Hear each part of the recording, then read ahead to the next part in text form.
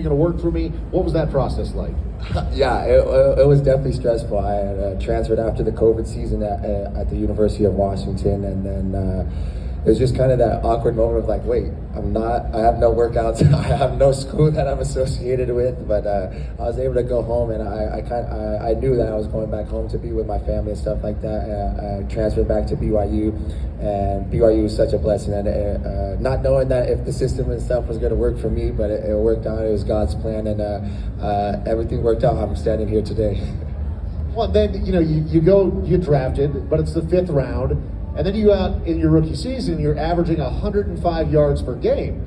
Okay, now all of a sudden, this guy who's an underdog is going out there and performing, and still people aren't necessarily believing. They go, oh, well, Cooper Kupp, once he comes back, then things are going to be different. And then Cooper Kupp comes back, and oh, it turns out you're still an absolute star. So at what point did you start to believe it? I think week 4 was my first touchdown against Indianapolis in overtime, and it was speaking of the man, the myth, the legend, Cooper Kupp. He was like, "Man, Puka, you caught so many balls. Why? Of course, your first touchdown was a game winner in overtime, and you've almost had 50 catches and you haven't had a touchdown yet." So he's like, "I knew it was going to be something sweet." So to have that come from Cooper, and there were so many other great things that come from him, but that was a moment of like, "Oh man, like." Things are going to go well. I feel like things are taking a turn for the right. I don't want to say that you were destined to be kind of the underdog story, but let's go back to the very, very beginning. You got the name Puka because of what? Being probably stealing all my brother's milk as a baby, but I'm being a fat baby, a chubby baby. Yeah, chubby baby, that's where the name Puka comes from. So from the jump, it's Puka, but then here you go, your first postseason game, 181 yards. What's it like to go out there and have performances like that? As a competitor, that was the best environment to be in, a packed house, and to know that my teammates out there were it was us versus everybody. So that was a fun thing, but it was a tough one. I wasn't able to come down with the pass that I wanted to in order to help our team succeed, but it was fun. Now that I've set the standard high, and I'm ready to exceed it, and so are the Rams. So you set an NFL record for rookies. You make the Pro Bowl, 1,486 yards. What was it like being in the Pro Bowl? Because, I mean, you're still a young guy, it's the rookie season. I imagine you're out there playing with a bunch of guys that a couple of years ago you were looking up to going, what if? 1,000%. One of my first catches was against Jalen Ramsey, who was a former Ram player, but that was like, as a wide receiver, the opportunity to go against one of the best, if not, I think the best corner in the league, was so fun. We were talking a little bit of trash. I told him he's got to come out to LA so we can play some basketball. I feel like I was fangirling all over the guy. For most of the guys, I got DK Metcalf to my left, I got CeeDee Lamb to my right. I'm like, man, Cooper comes from like my big brother, so I wouldn't say I stopped fangirling over him, but it was cool to be around a bunch of different guys and to have Kyron Williams with our running back with me. I got to play with my cousin, Panay Sewell, who's on the NFC team too, so it was super fun. Jason Kelsey, we were sitting next to him on the bus and stuff like that, so I had a blast. I felt like little Puka was so satisfied with the Pro Bowl. Let's talk about that journey with your siblings, because your brothers also play. What's it like to have family that understands kind of what you're going through, but also to be cheering you on in a unique way, because they're seeing you accomplish these incredible things, but they have an understanding of it too. Yeah, they're the best. As anybody who has siblings, especially brothers, I have one younger brother, so there's a lot of trash talking that goes on. My brothers tell me that I do suck sometimes. They let me know that, but then they're also my biggest supports, and they challenge me to be better all the time. And I know that they're always there rooting me on, and especially with my mom as well. So I know the energy and the passion that my mom has for me that it slowly leads into my brothers, but they also have a lot more negativity than my mom does. Is this mom right over here that's hanging out today? There's mom over there. So I don't know if this is sharing too much from behind the scenes, but backstage I saw your mom looking at the list of the people that have been here in the Salute to Service Lounge, and there's some big names that have been here on the stage. There's been some star quarterbacks and running backs, and I mean legends like Gronk was here as well earlier today, and Aiden Hutchinson was with him, and then C.J. Stroud was just here, and they were going, wow, look at all these incredible names. There's my boy. It's got to feel pretty good, right? I mean, you're going out there and you're making the whole family proud. 1,000% to have, yeah. Mama Bear is the best. I was actually born here in Las Vegas, so to be back here and has been sweet, and to have my mom here at the Super Bowl experience is fun. Next time we'll be sitting and we'll hopefully be in a suite and playing in the game. So if you guys have some questions, you can put your hand up in the air, and I've got this thing called a little catch box, and we'll actually toss it to you. You got one over there? All right. Any catch? Oh, we believe in you. I Somebody. believe. All right, I'm gonna try. Here we go. There it is. One-handed. No, just take you the top, wanted it. top, You top, wanted the the black one. part on the top. There you go. What would it take to get you to go to the Dallas Cowboys and help CeeDee Lamb? I don't know if I have the exact answer, but maybe Jerry Jones does, so we can call him. Is the exact answer a whole bunch of money? All right, here you go, sir. What's your name and where are you from? My name is Dakota Curry. I'm from here. Welcome. 2, baby, yes sir. Who was the most physical DB you faced all season? Okay, this is terrible of me because I just was with him at the Pro Bowl, but Bland for the Cowboys, number 26. He was for sure one of the more physical DBs I played against. So speaking of that, you can hang out of that box until somebody else has a question. But you're not the biggest wide receiver that I've ever met in the league. When you actually came into the NFL, many of the players that I've talked to over the years talk about the size and the speed. Was that a surprise for you? I mean, obviously you're playing really competitively at a high level in college football, but was size and speed a factor for you coming into the NFL? I think size was a big thing. The physicality in the game is a lot different than what it is in college, and I think I thought I was a physical guy until we put pads on, and I was like, okay, I for sure need to add a couple pounds to my frame. So let's talk about the game tomorrow, obviously. The Super Bowl is not even 24 hours away, as I mentioned. We got two great teams in the Chiefs and the 49ers that are playing. We got the Niner gang in the house. We got some Chiefs fans too, right? I see a couple of them. Whose house? Let's go. Got some Rams fans too. How do you see it going tomorrow? I see one of the red teams winning, if that's a safe answer.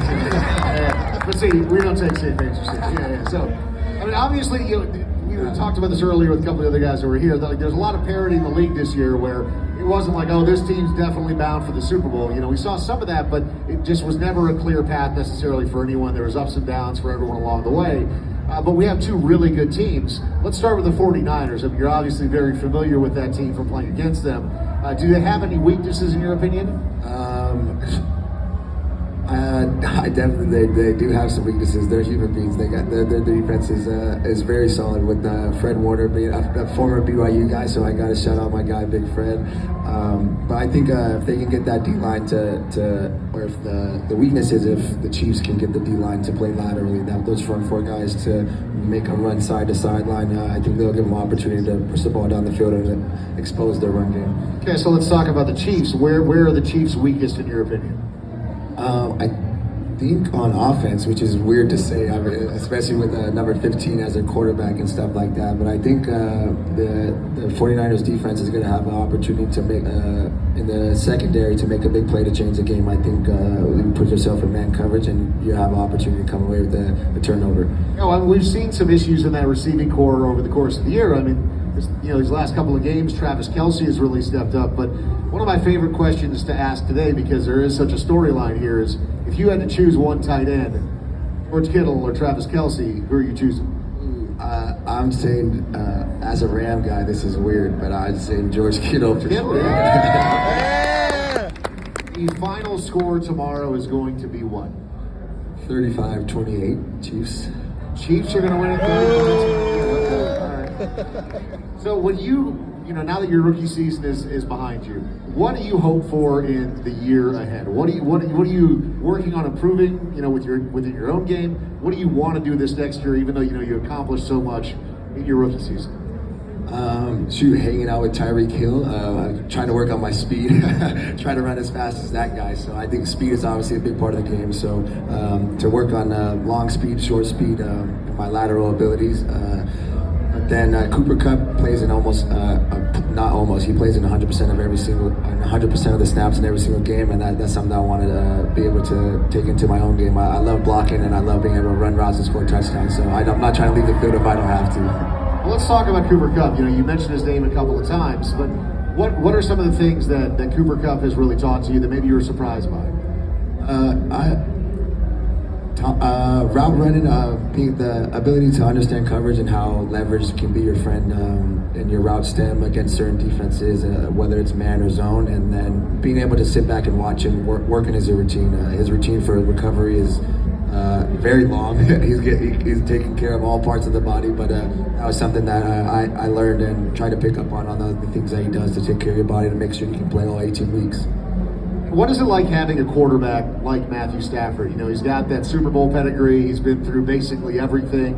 He's arguably one of the toughest, if not the toughest quarterbacks in the game. I mean, we all remember those games when he was playing for the Lions, and it was just like every play he was getting his bell rung, and he just kept getting up and kept getting up.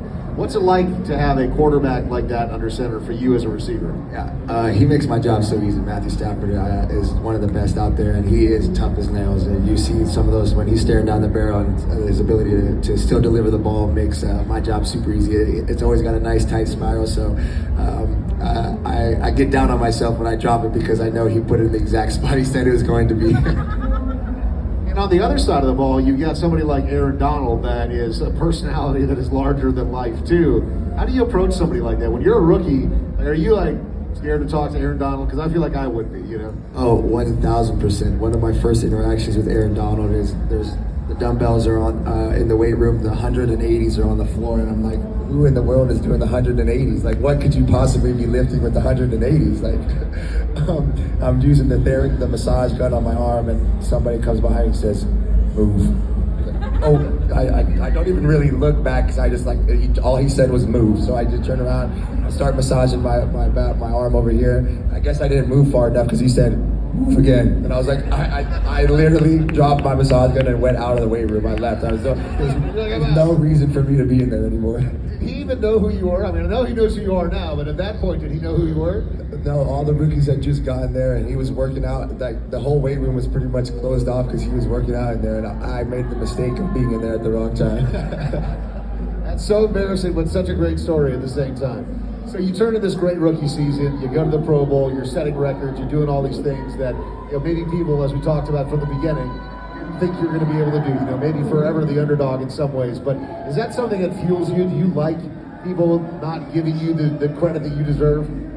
A little bit. I feel like I don't pay attention. I feel like I try to invest all my energy into the positivity and the support I have around me. I feel like people say I am always smiling, but I'm having so much fun playing football, and the people around me make my life so much fun. And when I'm out there on the football field, I have enough motivation already. So you turn to this great rookie season. How do you celebrate? What do you do now that tomorrow the football season is finally done? You got a little bit of time to relax. What are you going to do to enjoy the spoils of a great rookie season? I'm going to be back in the Fortnite lobbies, but playing some video games. I got the new Vision Pro, the Apple Vision Pro, so hopefully I can watch the game on that. I'll get some time alone and lay down and not be on my feet at all and kick my feet up and have a nice cold drink. So I thought you were going to be like, I'm going to take a private jet, I'm going to go to this exotic location. You're like, I'm going to put on my Apple Vision Pro, put my feet up, and not talk to anyone. 1,000%. I love it, man. Time. Put your hands together for Puka, ladies and gentlemen. What a great time having you here. Appreciate you being a part of the Salute to Service Lounge. Thank you so much. Puka's going to head over here. He's going to sign some autographs. The one ask there is that they have pennants. That'll be